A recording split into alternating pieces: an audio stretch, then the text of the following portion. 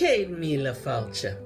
Welcome to the Treasured Tales of Ireland, where we keep the myths, legends, and fairy tales of the Emerald Isle alive. I'm your host, Mylinda Butterworth. Now, if you're new to our circle, you can find our full series playlist linked above, so you can catch up on the journey so far. And if you enjoy these tales, please like, comment, and subscribe so you never miss an episode. Now, quick note for those using closed caption. The pronunciation of many of these ancient Irish names does not always match the written name, but we've made every effort to pronounce them correctly. Now, let's return to the fire. Today, we continue with our saga in the Book of the Fianna with episode 60, The Pursuit, part 7 of 13. And as to Finn, son of Cumhal, I will tell out this story now. All that were in Tower rose up early in the morning of the morrow, and they found Diarmuid and Grania were wanting from them, and there came a scorching jealousy and a weakness on Finn. He sent out his trackers then on the plain and bade them to follow Diarmuid and Grania, and they followed the track as far as the ford of the Shannon. And Finn and the Fianna followed after them, but they were not able to carry the track across the ford. And Finn gave them his word that unless they would find that track again without delay, he would hang them on each side of the ford. Then the sons of Nevin went up against the stream, and they found a horse on each side of it, and then they went on with the stream westward, and they found the track going along the side of the province of Connacht. And Finn and the Fianna of Ireland followed it on, and Finn said, I know well where we will find Diarmuid and Grania now. It is in Dairmuid they are. Oisin and Oscar and Quilta and Dirang were listening when Finn said these words, and Oscar spoke to the others, and it is what he said. There is danger they might be there, and it would be right for us, and to give them some warning. And look now, Oscar, where is Bran the hound? For Finn himself is no dearer to him than Diarmuid, and bid him go now with a warning to him. So Oscar told Bran, and Bran understood him well, and she went to the rear of the whole troop the way Finn would not see her. And she followed on the track to Diarmuid and Grania till she came to Dairmuid, and she put her head into Diarmuid's bosom, and he is in his sleep. And Diarmuid started up out of his sleep then, and he awoke Grania and said to her, Here is Bran, Finn's hound, and she is come with a warning to tell us. Finn himself is coming. Oh, let us take the warning then, said Grania, and make your escape. I will not take it, said Diarmuid, for I cannot escape Finn. I would as soon he took me now as at any time. When Grania heard that, great fear came on her. Bran went away from them then, and when Oisin saw her coming back, he said, I am in dread Bran found no chance to get to Diarmuid, and we should send him some other warning. And look, where is Feargon, he said, Quilta's serving man.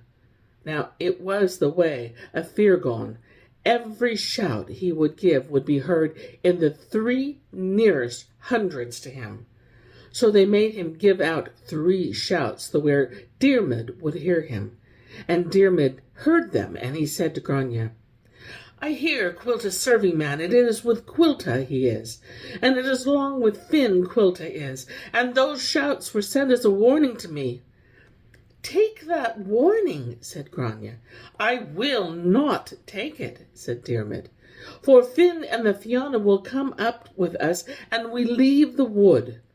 And fear and great dread came on Grania when she heard him say that. As for Finn, he did not leave off following the track till he came to Dairmuid, and he sent the sons of Nevin to search through the wood. And they saw Diarmuid and the woman along with him. And they came back then where Finn was, and he asked them, were Diarmuid and Grania in the wood? Diarmuid is in it, they said, and there is some woman with him, but we knew Diarmuid, and we did not know Grania. May no good come to the friends of Diarmuid for his sake, and he will not quit that wood till he has given me satisfaction for everything he has done to me. It is jealousy has put you astray, Finn, said Oisin. You to think Diarmuid would stop here on the plain of Monawa, and no close place in that but Daredava, and you following after him? Saying that will do you no good, said Finn, for I knew well when I heard the 3 shouts Quilt a serving man gave out. It was you sent them to Diarmuid as a warning, and another thing, he said. It was you sent my own hound Bran to him. But none of those things you have done will serve you, for he will not leave Daredevil till he gives me satisfaction for everything he has done to me, and every disgrace he has put on me. It is a great foolishness for you, Finn, said Oscar, then to be thinking of Diarmuid would stop the middle of this plain, and you waiting to strike his head off him.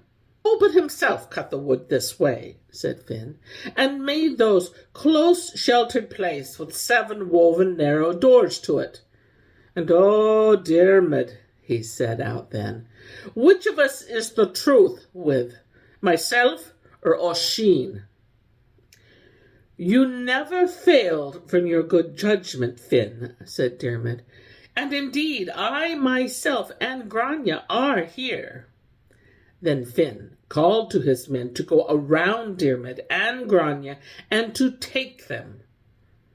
Now it was shown at this time to Angus Og at Brunabowen the great danger Diarmuid was in. That was a pupil at one time, and his dear foster son. He set out then with the clear, cold wind, and did not stop in any place till he came to Daredevil, and he went unknown to Finn or the Fianna into the place where Diarmuid and Grania were. And he spoke kind words to Diarmuid, and he said, What is the thing you have done, grandson of Duvna? It is, said Diarmuid, the daughter of the King of Ireland that has made her escape with me from her father and from Finn, and it is not by my will she came. Let us each you come under a border of my cloak, said Angus, and I will bring you out of the place where you are without knowledge of Finn or his people. Bring Grania with you, said Diarmuid, but I will never go with you. But if I am alive, I will follow you before long. And if I do not, he said, give Grania to her father, and he will do well or ill to her. With that, Angus put Grania under the border of his cloak, and brought her out unknown to Finn or the Fianna, and there is no news told of them till they came to Rostashalloch, the headland of the 2 Sallows. And as to Diarmuid, after Angus and Grania going from him, he stood up as straight as a pillar, and put on his armour and his arms, and after that he went to a door of the 7 doors he had made, and he asked who was at it. There is no enemy to you here, they said, for there are here Oisin and Uskar and the best men of the sons of Bashiknyo along with us, and came out to us now, and no one will have the daring to do any harm or hurt on you. I will not go out to you, said Diarmuid, till I see at what door Finn himself is. And he went then to another door of the 7, and asked who was at it. Quilta, son of Ronan, and the rest of the sons of Ronan along with him, and come out to us now, and we will give ourselves for your sake. I will not go out with you, said Diarmuid, for I will not put you under Finn's anger for any well-doing to myself. He went on to another door and asked who was at it. There is Conan, son of Morna, and the rest of the sons of Morna along with him, and it is enemies to Finn we are, and you are a great deal more to us than he is. And you may come out, and no one will dare lay a hand on you. I will not indeed, said Diarmuid, for Finn would be better pleased to see the death of every one of you than to let me escape. He went then to another door and asked who was at it. A friend and a comrade of your own, Fianna, son of Cumhal, head of the Fianna of Munster, and his men along with him, and we are of the one country and the one soil, and we will give our bodies and our lives for your sake. I will not go out to you, said Diarmuid, for I would not like Finn to have a grudge against you and any good you did to me. He went then on to another door and asked who was at it. It is Fianna, son of Gulor, head of Fianna of Ulster, and his men along with him, and come out now to us, and there's no will dare hurt or harm you. I will not go out to you, said Diarmuid, for you are a friend to me, and your father along with you, and I would not like the unfriendliness of Finn to be put on you for my sake. He went then on to another door, and he asked who was at it. There is no friend of yours here, they said, for there is here a bag, the little, from Owen, and a Feda, the long, from Owen, and Cael Crua, the fierce, and Gunyuk, the wounder, and Gahan, the white-fingered, and Aoife, his daughter, and Cuadon, the tracker from Owen. We are unfriendly people to you, and if you come out to us, we will not spare you at all, but will make an end of you. It is a bad troop is in it, said Diarmuid.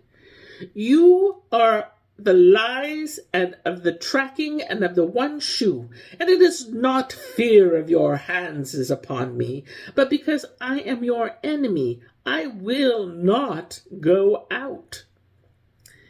He went then to the last of the 7 doors and asked who was at it.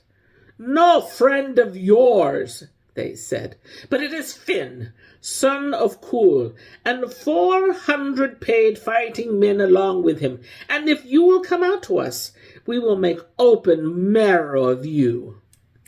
I give you my word, Finn, said Diarmuid, that the door you are at yourself is the first door I will pass out of. When Finn heard that, he warned his battalions on pain of lasting death not to let Diarmuid pass them unknown. But when Diarmuid heard what he said, he rose up on the staves of his 2 spears, and he went with a very high, light leap on far beyond Finn and his people without their knowledge. He looked back at them then, and he called out that he had gone past them. And he put his shield on his back, and he went straight on towards the west. And it was not long before he was out of sight of Finn and the Fianna. Then, when he did not see anyone coming after him, he turned back to where he saw Angus and Grania going out of the wood, and he followed on their track till he came to Rosta Shalach. He found Angus and Grania there in a sheltered, well-lighted cabin, and a great blazing fire kindled in it, and half of a wild boar on spits. Diarmuid greeted them, and the life of Grania all too went out of her with joy before him. Diarmuid told them his news from beginning to end, and they ate their share that night. And they went to sleep till the coming of the day, and of the full light on the morrow. I am going from you now, grandson of Dufna, and I leave this advice with you, he said. not to go into a tree with one trunk, and you flying before a fin, and not to be gone into a cave of the earth that has but one door, and not to be going to an island of the sea that has but one harbor. And in whatever place you cook you share of food, he said. Do not eat it there, and in whatever place you eat it, do not lie down there. And in whatever place you lie down, do not rise up there on the morrow. He said his farewell to them after that, and went his way. And here is where I end my tale for today. But I'll be back with more tales, many more tales. Until then, my friends, Slán go fóill. Bye for now. If you enjoyed this story, please give us a thumbs up and comment. It truly helps us.